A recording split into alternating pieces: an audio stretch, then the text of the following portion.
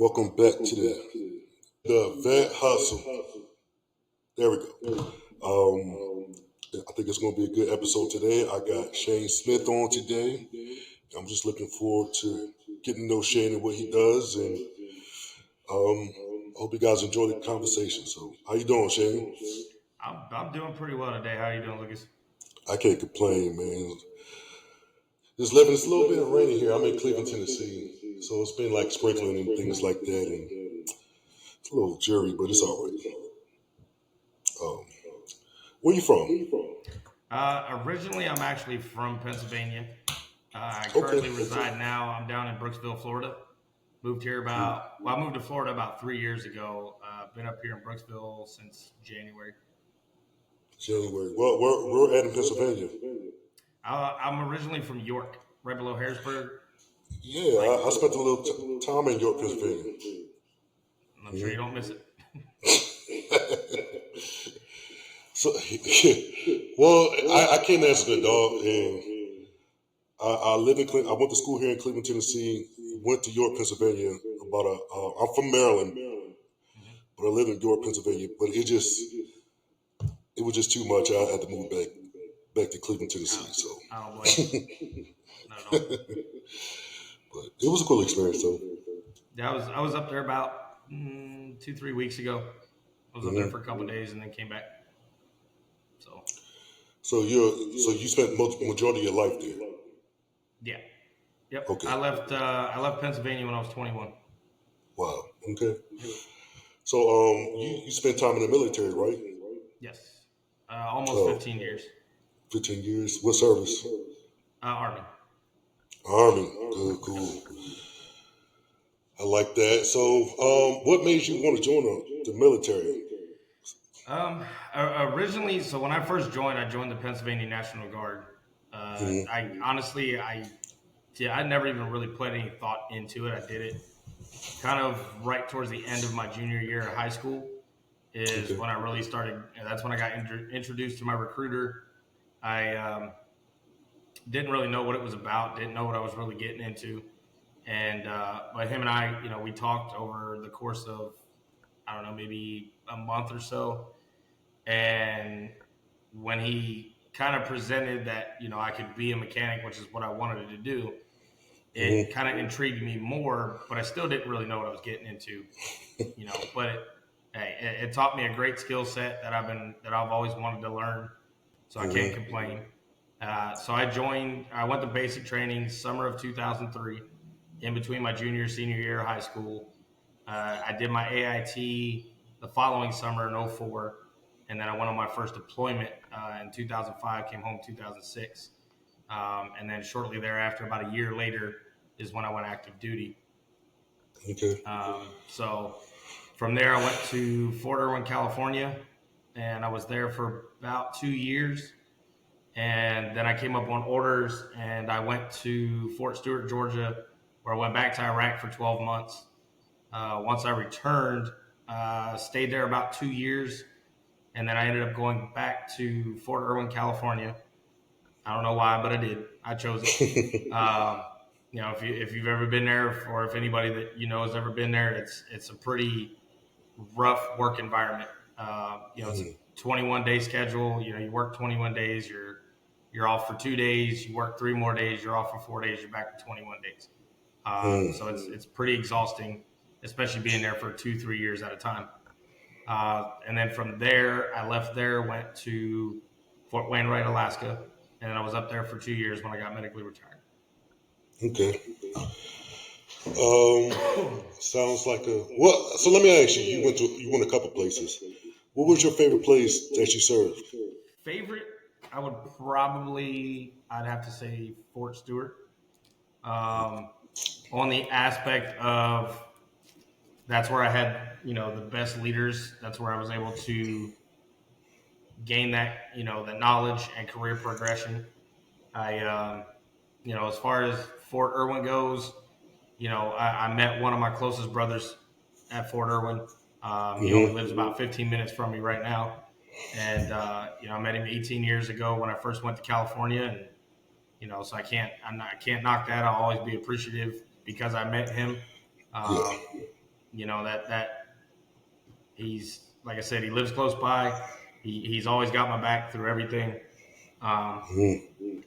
that man has seen me at my worst, and has pulled me up from the trenches more times than I can care to count. But um, as far as Alaska goes, I can't say that was one of my favorites. Now, luckily for me, one of my old soldiers from Irwin was actually there when I got there, so it made it a lot better. It gave me something to look forward to when I got up there, and the only cool thing I really liked about Alaska was the Northern Lights. Oh And then yeah. there is a town up near Fairbanks that's called the North Pole, which most people think I'm joking when I say that, but I'm not. There's an actual Santa house up there, so the experiences in Alaska were good. Every I don't really have a favorite. I would say every duty station kind of has that aspect of it that just makes it really memorable and special. From being there and creating those memories. So Yeah, I remember my dad was in the army when I was younger. I don't remember a lot too much, but he was stationed at bomb holders. So it was cool to say I lived in Germany and things like that, like being out the country. And I remember certain things, but I was still between 5 and 8 years old, though, so it was cool. And my brother, I have two brothers that well, I have a brother that's in the Navy now, and a brother that got out the Navy a couple of years ago, and he was stationed in Japan, and that was like I think a cool and terrible experience for him too. yeah, yeah. Everybody that I've talked to has been to Japan said they absolutely loved it. hmm So, but my youngest brother just got in the Navy. He's 23, and he just got into the Navy, and he's experiencing that. And I'm happy for him. But it's funny because two of my brothers went in, and if I wasn't in the wheelchair, I would have joined the military. I love the structure. Like, if I don't have to think about things for a minute, like, just tell me what I got to do, and I'm good. Yep. Um, but I don't know. But I like to ask everybody when you get the boot camp, what is your what are you thinking about when you get the boot camp? Like, did I make a mistake? Like, what did I get myself into? So it's kind of funny. So mine experience is a little bit kind of different from what I hear a lot of people say. But Mm, when I first got there, we rolled up on the bus. I was just I'm sure everybody had that thought, but it was what did I get myself into? Like, mhm. what did I really sign up for? I have no clue. And but it's like when they got to yelling, it was just kind of I was used to that, growing Mhm. up, and it is what it is. I was used to getting yelled at all the time, so once I got there, it really didn't phase me. My biggest struggle was not laughing when they started to yell. So Mhm. because the thoughts that went through my head, like, man, this ain't nothing. If I really wanted somebody to yell at me, I'd have stayed home. So it was a little different for me. The experience, I would say, I hear a lot of people were like, "Oh, basic training was so tough. It was so rough," and I'll go do it again. Like that's just I enjoyed it because it made a difference in my life. For one, uh, it got me a little bit more physically into shape, and it Mhm. really kind of took me outside my shell. I was a very shy, introverted person as a teenager. I didn't really associate too much with people, so it really pulled me out of my shell, kind of put you in the spotlight, so to speak. For sure. And really challenged you mentally. And that's at that time that was something I really needed. And without that, I probably wouldn't be where I'm at today. So So you spent 15 years yeah, in the just army? shy. It was about Okay. Um, yep. talk to me about the day after your last day of being in the army. Like, what are you thinking? You wake up, you don't have to Uh, be. Mm, but once I finally reached where I was going in California, it was the initial reaction was just kind of a sigh of relief. Like it was like, okay, like I've done my time. I'm out. I can finally do what I want to do. I can, you know, now if I work overtime, I get paid for that overtime. That was a cool thing. But it's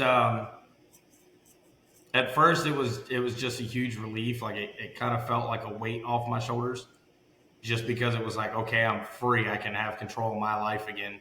If I want to go on vacation, I'm just going to go on vacation. Nobody can tell me different. And Mm-hmm.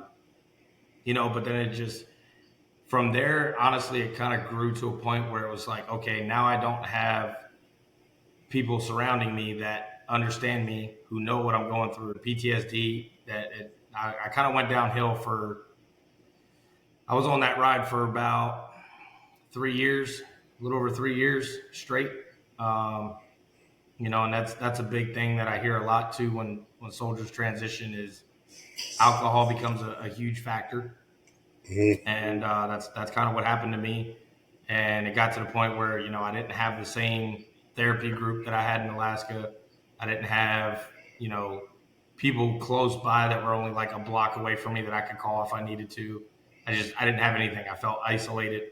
Um, it was just bad, and I kind of went down that rabbit hole for you know a good while. The anger started getting out of control. The alcohol started getting out of control.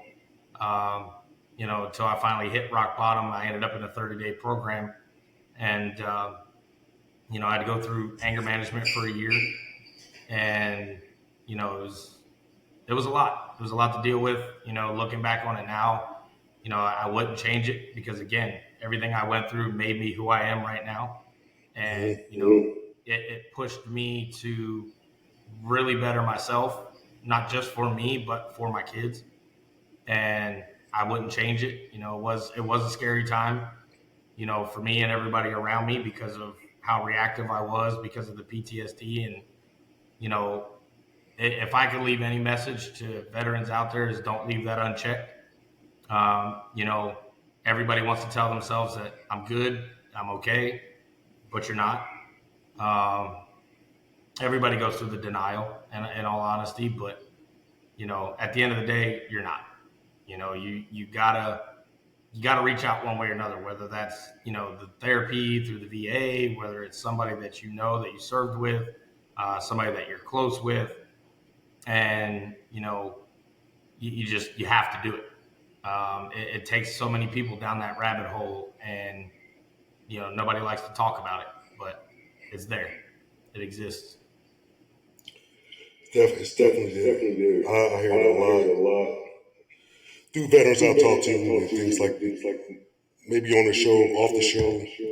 Like I said, I'm a cigar smoker, so there's a lot of people that's served in the military that come in there and talk, not necessarily talk to everybody, but they may have like shared experience with each other, and I'm able to listen to these conversations and just take it all in and just think about like how great of having a community is. Like the fact that you can have community is everything. Like you Yep. said, being alone is it's not good to be alone. And that's the reason why, even on my other podcast, I do a disability awareness podcast. Try to create a community of if you need somebody to reach out to me. We can have a conversation. You're not alone. So I definitely can get behind that cause. Um, so what do you do now? So now I run a financial team. I recently Mm, started my own business a couple months ago. I run a financial team. We focus on life insurance with living benefits, tax-free mm, retirements. Um, and if anybody wants to get into the business, I coach and mentor them and help them start up their own business and run it. And so that's what I do now. I love what I do. I love educating people. And I was actually talking to somebody earlier today, and we got into that conversation. And it's just crazy how misinformed people are when it comes mm. to that. Not just life insurance, but protecting themselves, planning for their future. I came across a saying not long ago that I use a lot. I say it a lot. Um, people don't plan to fail; they just fail to plan. But what I've learned is most people fail to plan because they don't know what's available to them to make those plans, and that's why they fail because they don't have somebody telling them what's out there and what's available to them. Yeah, for sure. I think I'm in that situation right now. I just started a cleaning business, and I've been, planning a lot, but actually, like, now I'm getting past like those phases, and I'm into the grind of it, and I'm like, I don't have a game plan for this, Mm-hmm. and I feel stuck, and I was like, so let me just make some decisions, and let me get a game plan, and and actually like stick with it and do it. Yep. So I get what you're saying there. What made you want to get into this? Um, so I was first introduced to this industry about 2 years ago, Mm-hmm.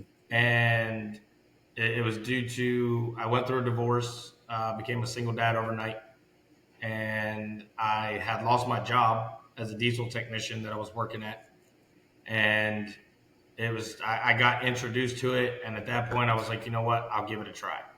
I ran independently for about a year, and unfortunately, that didn't work out because, for one, I had no team. I had, no coaching, no resources, no nothing, no good training. So it just kind of fell apart. And then when I met my broker, my current broker, Logan, he opened up my eyes to a whole new world, and Mm-hmm. it's being where I'm at now in the position that I'm in now, running my own company is you know where I am now. I have access to more companies, more carriers, more products. I'm able to help everybody, not just a small group of people with what I have to offer. I can literally help Mm-hmm. everybody, and so I did walk away from the industry for a few months, and because of the bad experience. But then when I got reconnected with Logan, is kind of after our conversation, he kind of reignited that passion. Um, and a big thing I really want to do is help out and reach veterans. That's kind of what my motivation was to get into the industry. I saw that as an opportunity to help them, not only on the protection side, but veterans who don't know what they want to do after transitioning out. They feel lost, they feel stuck. Some are unable to work in a group setting. So that'd be perfect for them. Or if they just want to start their own business, we could do this any place, anytime. I run my own schedule. I work from wherever I want to work from. Just as an example, when I went to Pennsylvania for a few days, I was working while I was up there. I do everything from my phone, my iPad. Um, I don't have to be sitting right here at my desk. I can do it from Mm-hmm. wherever I want. So it's just been an amazing experience over these last couple of months, and really getting started in business. Yeah, I'm gonna ask you, working remote, like, is that a military thing? Like, hey, look, just to have the freedom to, you don't want to sit at this all the time, but hey, let me go here and work, or like just the freedom to move and get around. Yeah, I think that does play a part. Honestly, that does definitely affect that want and desire to be able to make my own schedule, work from wherever I want. But at the same time, it makes me more available to my kids. Yeah. Um, I can attend their school. I don't have to worry about saying, hey, daddy's got to work. I can go to Mm-hmm. their school events. Now I actually get to sit down and eat dinner with my kids because I can block that out of my schedule if I want. And, like, hey, this is my time with my kids. Don't bother me. I can put my business on do not disturb, so to speak. So, Mm-hmm. No, I get that a lot. That's a big thing for me too as well. Like I wanted to be an entrepreneur and find something to do where I don't have to be in the office. I could chill. Like I told you, I'm a cigar smoker, yep. so I could take my laptop up to the lounge, smoke me a cigar, and do some things. Whether I'm editing a podcast or trying to get some leads, like this is where I'm at with my business, trying to get leads and the clients now. Like I'm fresh. Like my business is fresh, and I'm just so I can go up there and chill and just smoke. Like if I want to go up north, to Washington or DC. My family's in that area. I can, but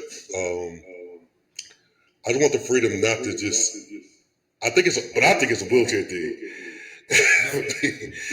I just want to, all my life I've been limited to do things um, while being in a chair, and I don't want to live in those confines anymore. Like I want to be free as much as possible. Yeah, I don't blame you there. That's definitely understandable. So. But how's being a dad, man? If you don't mind me asking, I love to like hear from fathers. That, in all honesty, and I think everybody's experience is different. Every kid has a different personality. So, you have somebody that only has maybe one or two kids. I got three here. I also have a daughter in California. Um, it's tough, man. And in all honesty, it's the hardest job you'll ever do in your life. And all, being a single dad is even tougher, because your whole world has to revolve around them. There's really, I don't want to say there's no freedom, but it's like, you always have somebody attached at your hip. Like my 11-year-old daughter, she's kind of at that point now where, she just wants to go talk to her friends. She'll go sit in her room, but the other two are like my little shadows, and they'll take turns, and your personal bubble is gone. Nothing is yours anymore. It's like I when it comes to like snacks, their stuff is their stuff, and I have to create my own little stash somewhere. But they already sniffed it out. They found it. So, but no, man. In all honesty, jokes aside, it is a tough job, but it's the most rewarding thing you'll ever do. Definitely. That's what's up. That's what's up. I like that a lot. I'm not a parent, but I like to hear from parents and people that are in their kids' lives. Like I want to know about their experiences and things like that. So I think that's cool. I think, and that's a question the veterans may listen to this conversation and relate to that. Like this is, I want to connect with you, and I want the audience to actually connect with you as well. So, I'm sorry. Here we go.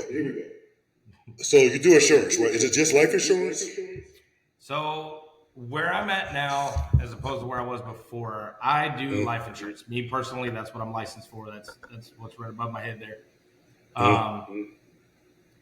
I can do life insurance, tax-free retirements. I can do annuities, IULs, life insurance policies, term and whole life, permanent, stuff like that. But we have what's called referral partners, so we can help our clients with will and trust. PNC, for everybody that doesn't know what PNC is, that's, property and casualty, which is home and auto. And, we can also help our clients with debt management, because a lot of times that's what we're starting to see is, people are struggling with their debt. They feel like they can't afford that coverage, but then it only gets worse down the road when something happens. You don't have that protection. Now you're really in the hole on top of that debt that you already had. And, that's where you start to see people setting up a GoFundMe, maybe for somebody's funeral, unfortunately, but people don't sit back and really think like, oh, I don't want to pay every month for an insurance policy. But then when something bad happens, whether they get sick or unfortunately, somebody does pass away, and then they start to think back like, man, I really should have done that. That would have saved me here, in this situation. And, that's kind of where the living benefits come in. And, for anybody that doesn't know what that is, that's your chronic, critical, and terminal, meaning like if you were to get sick, hospitalized, say you're down for X amount of months, you can activate your living benefits and you can actually pull money from that life insurance policy. Because, and I love asking this question to people, and people always give me the same answer 9 times out of 10. And it's, and I'll even ask you to see what your answer is. What do you think about when you think about life insurance? Like, what comes to your mind? So mine has actually changed over the years. I definitely I have people in my life now that's in the kind of same field as you that Hmm. talk about those things. So um, I'm actually fortunate. My mom actually pays my life insurance. It's not something that I asked her to do. She's been doing it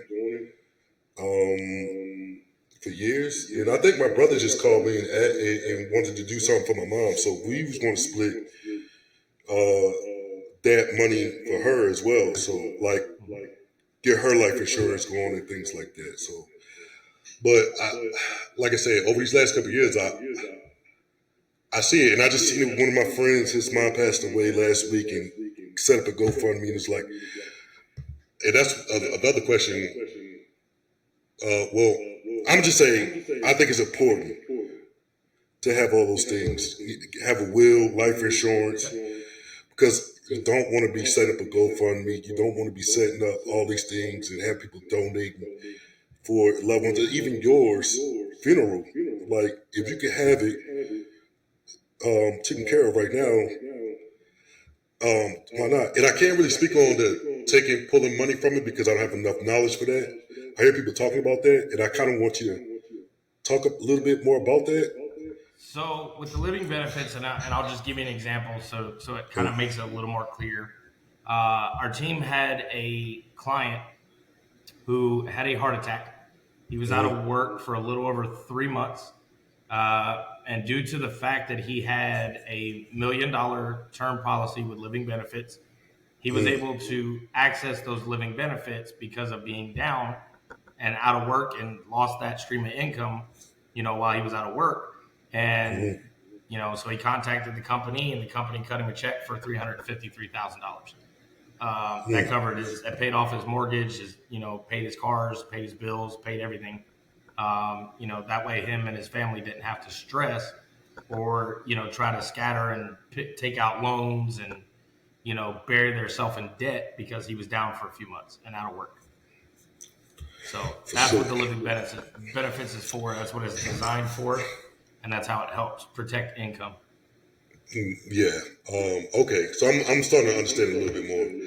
And education is powerful. If you know what you have, why not do it? Why not do Yeah, it? exactly. It's there to protect you. We look at it like it can't happen to me, or it's not going to happen to me. Why And would I everybody spend that says extra? it. Yeah, I don't want to spend that extra money every month paying for that until it happens to you. You wish that you had it, so just get it done. Yep. Um, but I think that's our issue. A lot of people's issue. We're in a mentality of I don't need it right now, so I don't know. I don't want to get into all that because that sparks a whole nother conversation. Yeah, definitely. uh, but I definitely changed my mind about finances, and I still don't know a lot about it, but I understand it enough where it's like, I mean, a lot of things make sense, and if you have that information, it helps you out a whole lot more. Hmm. Definitely. And honestly, it's an education that everybody needs I definitely because agree with nine you. times out of ten, when I ask that question and I ask people what life insurance is to them, the most common answer I get is, "Oh, it's money to leave behind for your family when you pass away." No, it's not. That's what the death benefit is for. Life insurance, it's in the title. It's for your life while you're alive. And most people don't understand that. And even though they say it, they still don't pick the concept up like, hey, this is for my life. This is, while I'm living to help protect me and my family at the same time, so. For sure, for sure. Yeah, I get that. Like I said, I have some close friends. One of my buddies is insurance. I just got my business insurance through him, so he talks to me about some of that stuff all the time. So like, I'm learning a little bit, but it's crazy. Some of that stuff go over my head sometimes. Like, you gotta say that again. Yeah, it's a lot to take in. Honestly, the education portion of it is it is a lot to take in. You know, a lot of people have to hear it numerous times, but you know, eventually they get it. For sure, for sure. I'm not gonna hold you up too much longer, man. I appreciate you for being on the show and doing this. Yeah, absolutely. You know, I'm more than happy to do it. Yes, sir. Yes, sir. And I may ask you on to do some financial like episodes, and because I do want to help out veterans, and I like I'm not a veteran. I've never been in the military, but I'm a big community guy. So if I can help out with resources and educating, bringing on people that can educate, I'm going to do all I can. So I'm Yeah, going to take my absolutely. platforms. I take it serious, and I want to help out as much as possible. Yeah, definitely need to spread the word, get the word out there. You know, people really need to know what's available to them. You know, it's a lot. You know, and people just don't really think about it until it's too late. You know, and then I've seen the GoFundmes. You know, probably 4 times in the last 2 months. Mm-hmm. Yeah, So it's wild. Yeah, I get on Facebook and you see the whole time. yeah, You know, it's a so lot. I feel bad, but I'm like y'all probably was in a position to actually make the payments and do everything that you need. Yeah, But definitely. my last question is, I'm gonna give you the floor. If just talk to the audience, give them a nugget, a gem, or some type of advice, or something that a quote that matters to you, like anything. I mean, the biggest thing is, you know, definitely kind of one that stands out to me right now is you know, people don't plan to fail. They fail to plan. You know, I don't know anybody that wakes up in the morning like, oh, I want to fail today. Why not? I'm feeling Mm-hmm. froggy. You know, but the biggest thing I can say is, you know, and I'm experiencing that a lot just in this year alone, is tomorrow's never promised. Mm-hmm. I mean, there's no guarantee for tomorrow. Mm-hmm. Anything could happen. You know, why not protect yourself, protect those that you care about? You know, not even, you know, just with life insurance. You know, there's other things out there that you can protect your family with and make sure that they're good. You know, because I just asked somebody recently who is as they put it to me, the breadwinner. Um, and I had asked him, I said, well, you know, what was to happen? What would happen if something happened to them? And the exact response that I got was, "Oh yeah, I'd really be screwed." Exactly. You know, that's the Mm-hmm. whole point I've been trying to get across this whole time. Um, you know, and it's really putting things into perspective for people. You know, because people don't understand or realize or think about what's going to happen if this happens. Mm-hmm. You know, and they don't see it till it's too late. Um, you know, but at the same time, you know, care about yourself, care about your family enough to plan ahead. You know, Mm-hmm. don't live day to day. You know, it's not a good way to, you know, get through life. There's more out there than just, you know, barely getting by every day. And you know, go for the goal. Make sure your family's protected for one. You know, just you got to think ahead. You got to think long term. Too many people think short term. Yeah, I agree with that, man. Well, Shane, it was good talking to you. Absolutely, brother. I appreciate you having me here.